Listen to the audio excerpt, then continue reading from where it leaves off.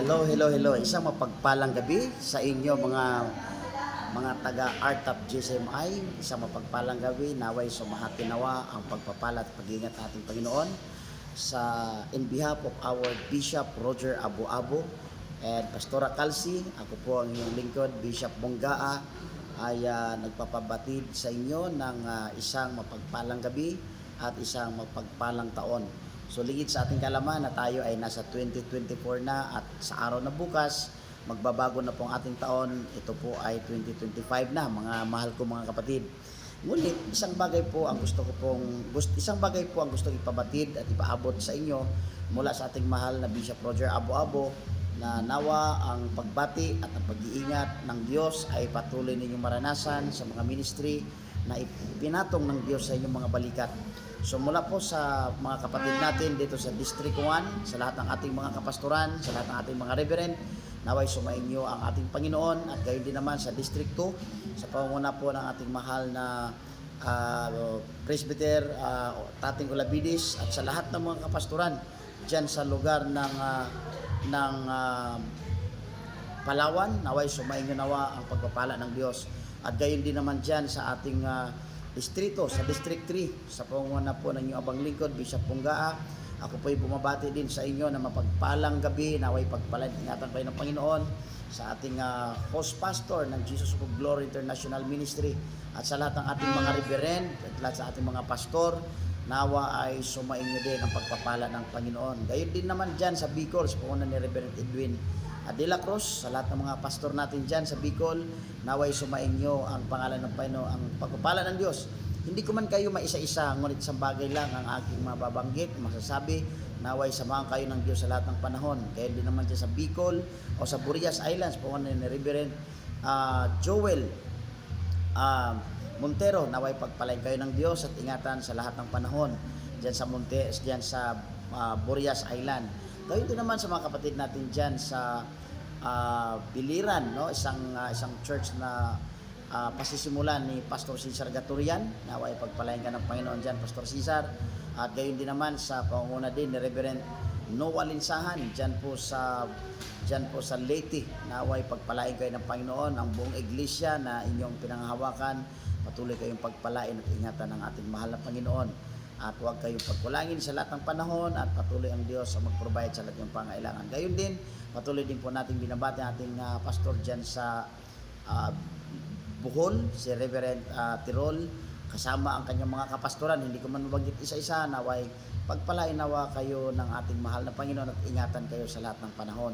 Dyan din sa Cagayan de Oro City, sa pangunguna din po ng ating mahal na Pastor Rizen Alaod, at sa iba pa nating mga kamanggagawa dyan. Hindi ko man mabanggit isa-isa, naway ang pagpapala, ang pag-iingat ng Diyos ay sumainyo. Dyan sa Bukidnon naman ay si Pastor Joel, naway pagpalain ka ng Panginoon, Pastor Joel Goko.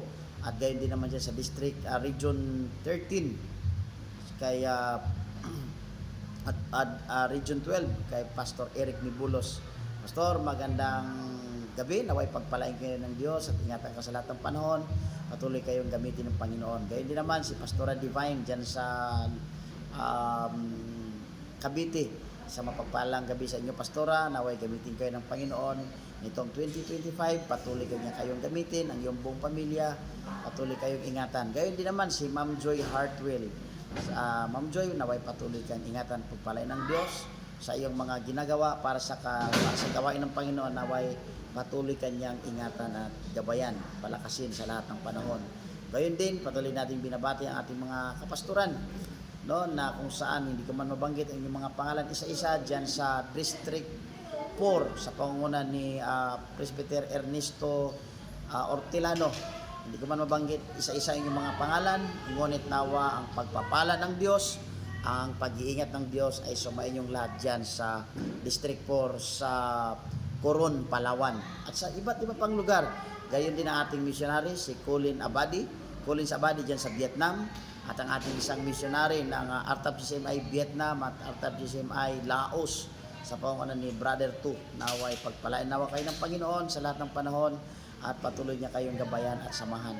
So sa lahat ng bagay mga kapatid, isang bagay lamang po ang aming maiiwan sa inyo by this 2025. naway pasimulan natin ang lahat ng bagay na naayon sa kalooban ng Diyos. Kagaya nga po ng sinasabi ng ating Panginoon sa aklat ng Juan 8:31 na nagsasabi, kung mananatili kayo sa aking mga turo, tunay nga na kayo ay aking mga disipulo.